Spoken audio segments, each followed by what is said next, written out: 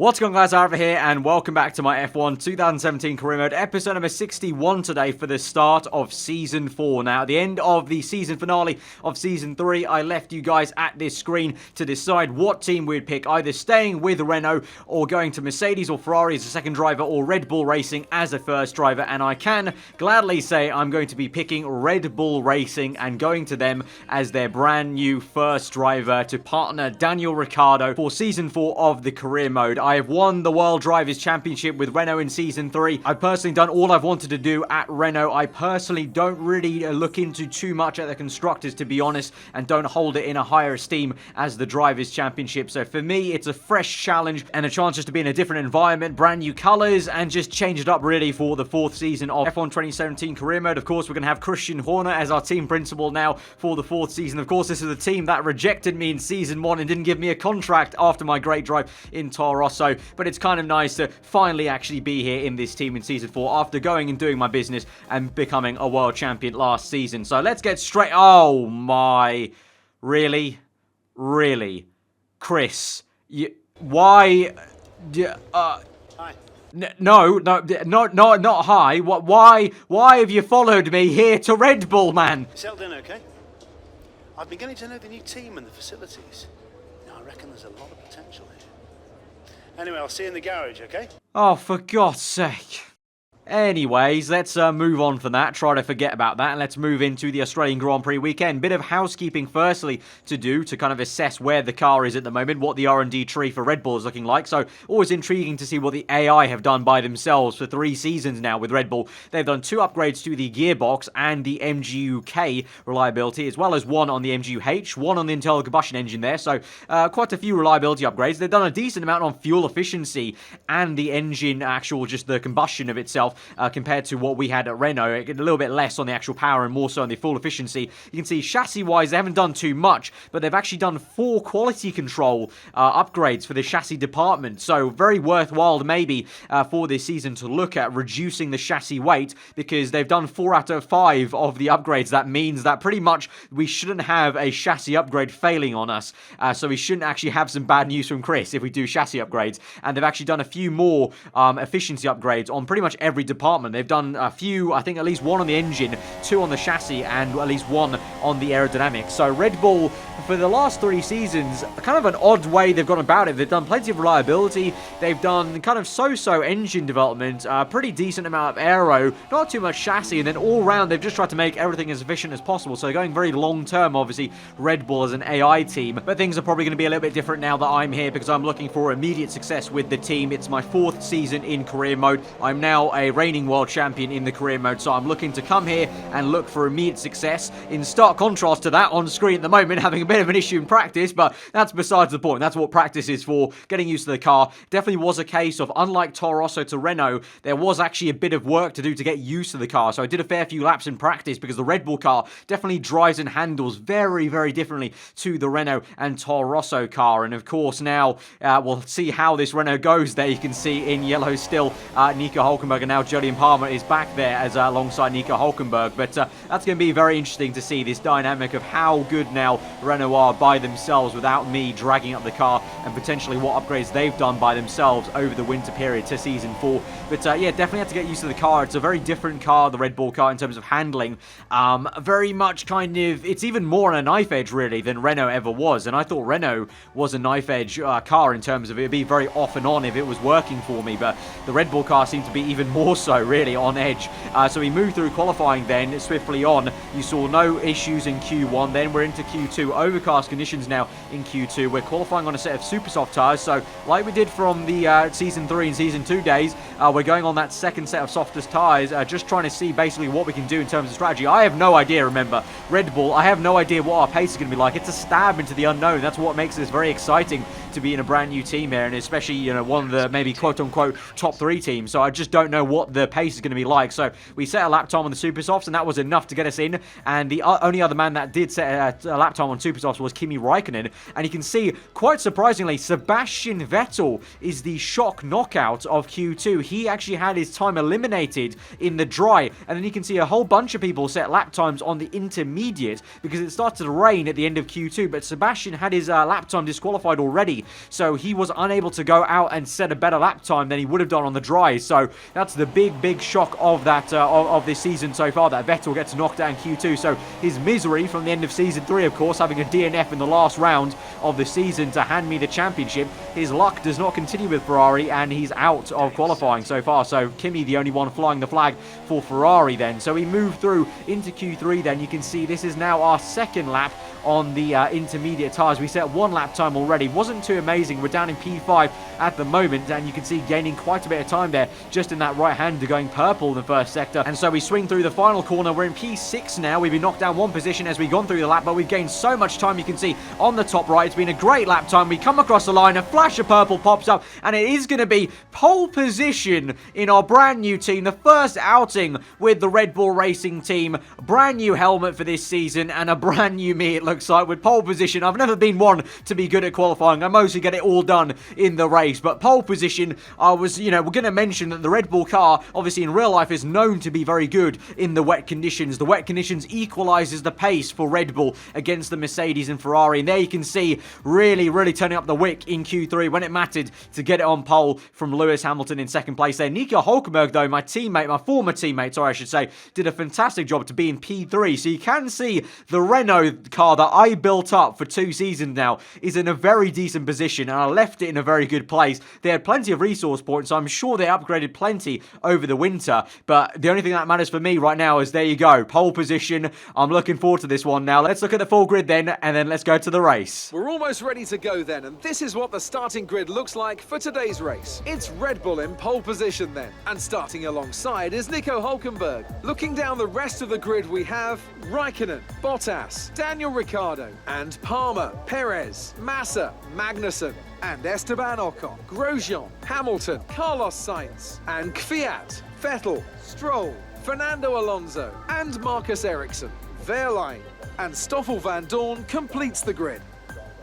Now it's almost time to lights out, so let's go down to the track.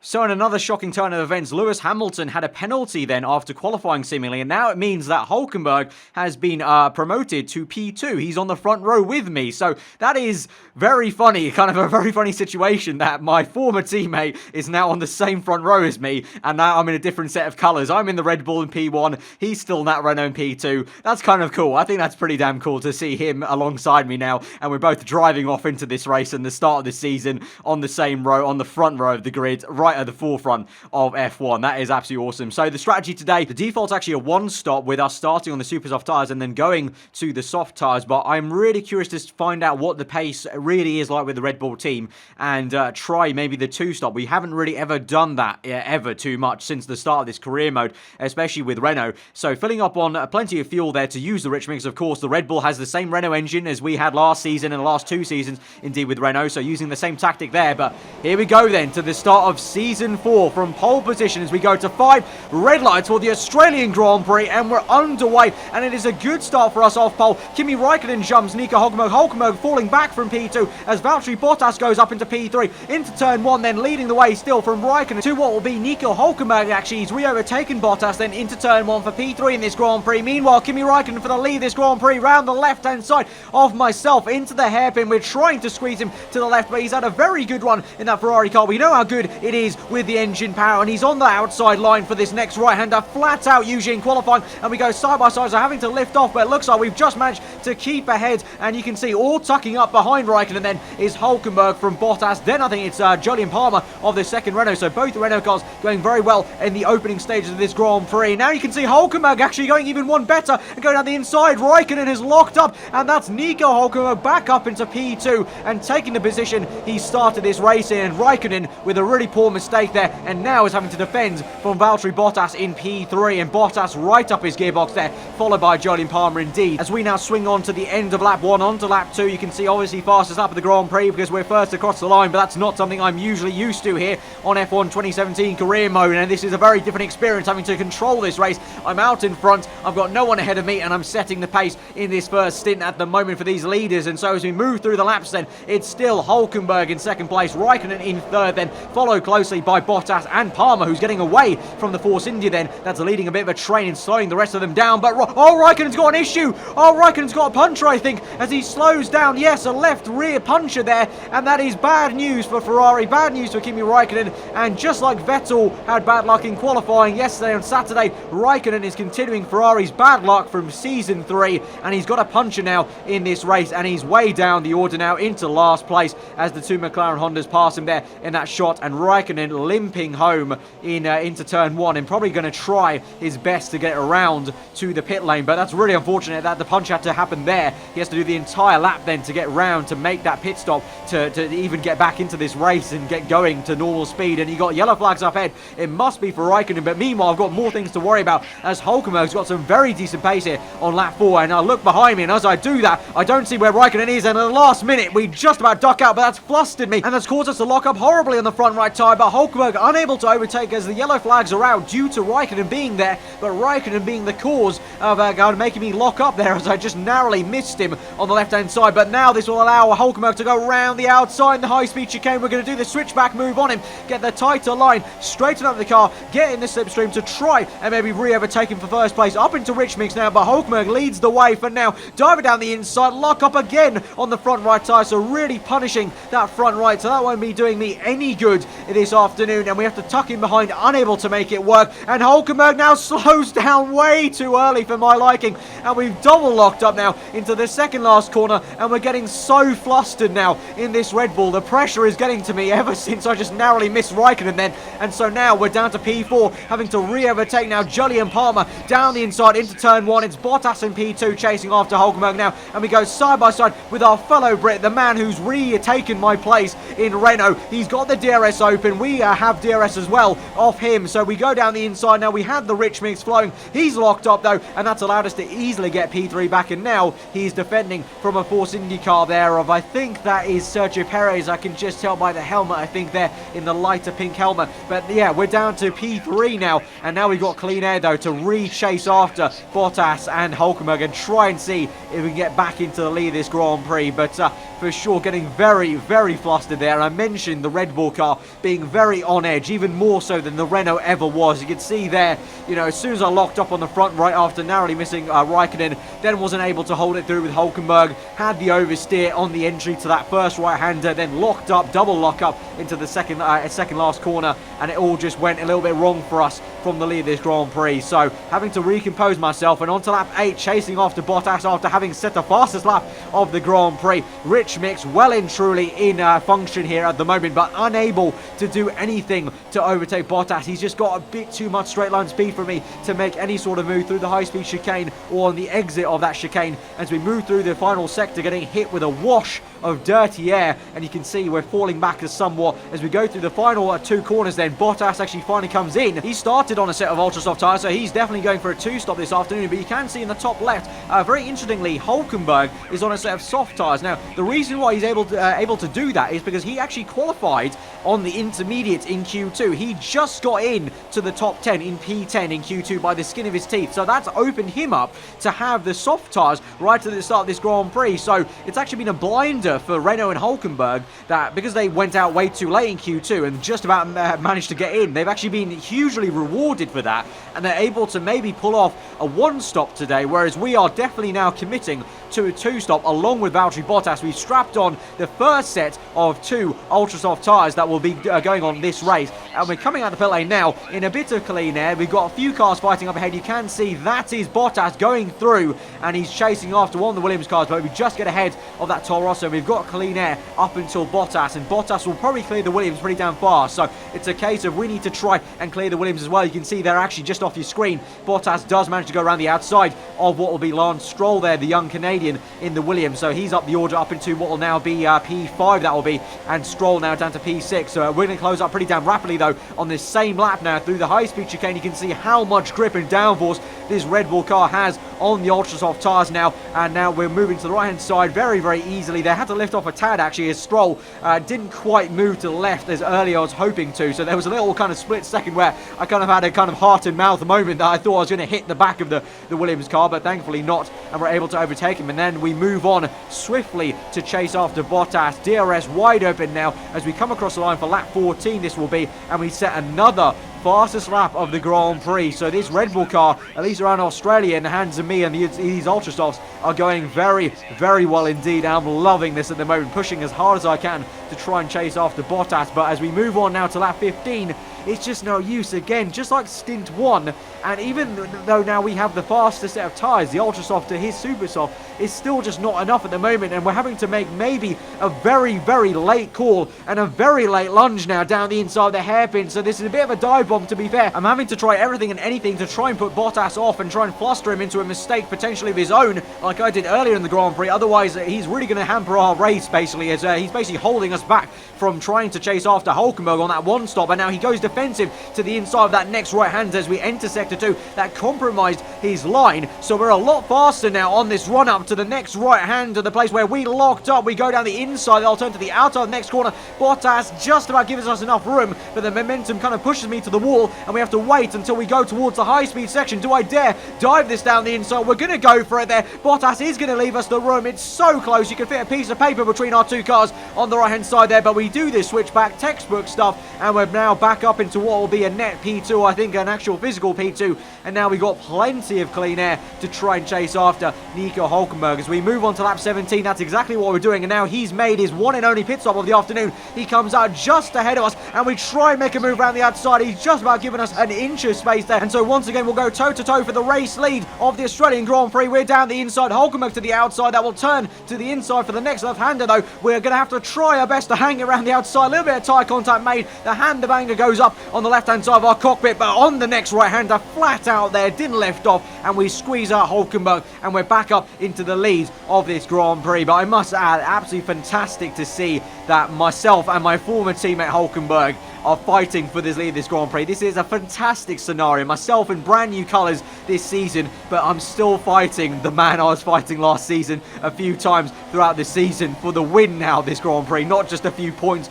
or a very hard fought podium, a win here at the moment. Both of us at the moment have better pace than Bottas seemingly, but as we can see moving through the laps then, lap 20, and you can see Hulkenberg on the proximity arrow was still behind me, so as hard as I pushed to get away from him then, to create a gap that I desperately needed, just wasn't possible. And so we swing into the pit lane now for our last pit stop now, for the second pit stop of this race, and onto a final set of ultra soft tyres. Bottas obviously will be making another pit stop himself, but Hulkenberg will not, and we were only just ahead of him then as we made that final pit stop. So with only 9 laps to go now, pretty much it's looking like a very, very hard opportunity to get this win now. It's looking like it's very much, the ball is very much now in Hulkenberg's court now, because he's, you know, in the lead. He's got an entire pit stop on me and Bottas. And he just needs to cruise to the end. So it's going to be very, very tough for this race now to do anything more than maybe P2. But firstly, we have to make sure we get to P2, because Grosjean here on a similar one stop is actually at the moment blocking our path. So we tried to go around the outside.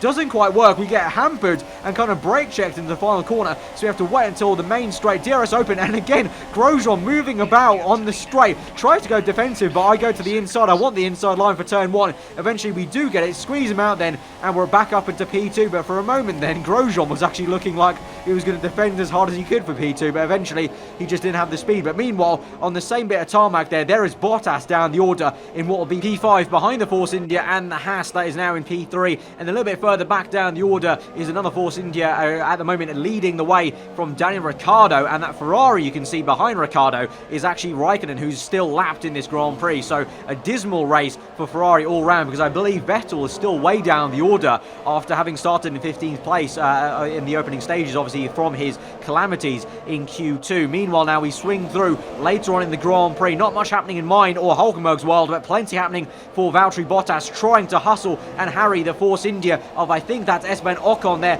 with the darker pink helmet. You've got Jolyon Palmer also closing up then, so that's how much the Force India is holding up Bottas. But a double lock up there from Esteban Ocon, a crucial mistake that has now allowed the door to be open for Valtteri Bottas to chase after Grosjean to get a late P3. We move on to the dying stage of this Grand Prix, and Bottas with the slipstream round around the outside towards the high-speed chicane, and he's going to make that work, and that's a great overtake for him to get into a late podium there. Grosjean, unfortunately, the party's been spoiled for him, and he's down to P4. Palmer right up his gearbox, though, may make an overtake. It's going to go 3 wide, actually. They both go down the inside of Bottas momentarily, but no, it's just going to be 1 overtake then for Julian Palmer then, and he's up into P4. Grosjean down to P5, followed by the 2 Force Indias very close, and Ricciardo obviously is not too far behind, so Ricciardo has actually had some decent pace and isn't too far away from myself actually in this Grand Prix, despite me setting 2 fastest laps of the Grand Prix at some point in this Grand Prix. But it's going to be Nico Hulkenberg that takes the win of the Australian Grand Prix. My former teammate for the Renault F1 team starts off the season in the best possible way to win the Australian Grand Prix in Season 4 with that quite incredible one stop. Of course, he's gotten very lucky. I want to say that. I'm adamant he's got very, very lucky with that one stop, because he qualified on intermediates in Q2, and if it wasn't for that, I think I would have been winning this race. But we come home in a very respectable P2 then. Ricciardo, you can see, just showing that he actually wasn't too far away from myself and wasn't too far away from a great result for himself. Just got a little bit unlucky, I think, with some traffic and the strategy. You can see he's very close behind those 2 Force Indias, squabbling away in the final few corners. You can see he's actually getting hampered by McLaren there. But P2 for us today in the Red Bull racing car. That's a pretty decent effort. But as a whole, a fantastic spectacle for Season 4 to see my former teammate winning the race, and I was there fighting him twice during that Grand Prix for the lead of this Grand Prix. What a fantastic way to start Season 4 as a dynamic for the rest of the season. I hope Renault don't drop off from here, and we can see myself fighting them to 4 race wins, 4 podiums. We'll see where Ferrari are. Of course, Ferrari had calamities, and you can't count them out, because they do still have the technically best car in this career mode. They've just had very poor luck, like they had at the end of Season 3. And obviously, Hamilton had the penalty at the end of qualifying. Bottas was there, and he did fight me for P2. And if it wasn't for a bit of traffic and maybe a little bit of just unfortunate undercut and overcutting for Bottas, he would have been still there fighting me for P2. So you can't count those guys out for sure. But what a day for Hulkenberg, and still a pretty damn decent day for myself to be there in P2 in the brand new team, brand new colours there in Red Bull Racing. You can see Renault now lead the constructors with Palmer scoring very well. We're in second place there, and Ferrari way down the order in P7, but I'm sure they'll be picking up the pace very soon. But what an Australian Grand Prix. Crazy stuff there, and what a way to kick off Season 4. So guys, if you have enjoyed that episode, smash that like button. Let me know what you thought in the comments below. If you are new around here, then do get subscribed for weekly Formula 1 content. But I think that sets up a really awesome Season 4 for us, guys. I'm very much looking forward to this potential battle with Renault and my former teammate Hulkenberg in the brand new Red Bull Racing team, and hopefully Ricciardo can buck up, and let's hope also, for the sake of the fight, for the sake of the spectacle, that Ferrari stop kind of bottling it, and that Mercedes pick up the pace a little bit as well, and we could have 4 teams battling out for the World Drivers' Championship in both senses for the drivers and constructors. But till the next episode then, guys, hope you guys enjoy the rest of your day, and I'll see you guys next time. Goodbye.